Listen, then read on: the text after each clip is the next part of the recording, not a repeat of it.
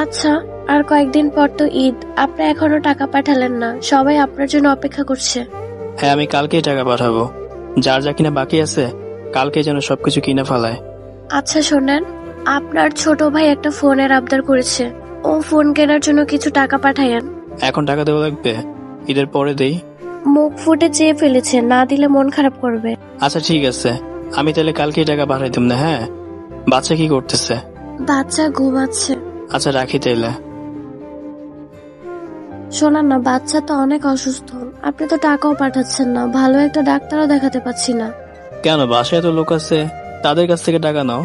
আমি সবার কাছেই চেয়েছিলাম, সবাই একই কথা বলে, সবার নাকি সমস্যা।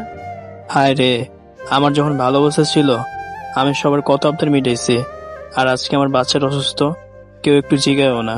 এই হলো প্রবাসী জীবন, দিতে পারলে ভালো, না দিতে পারলে খারাপ।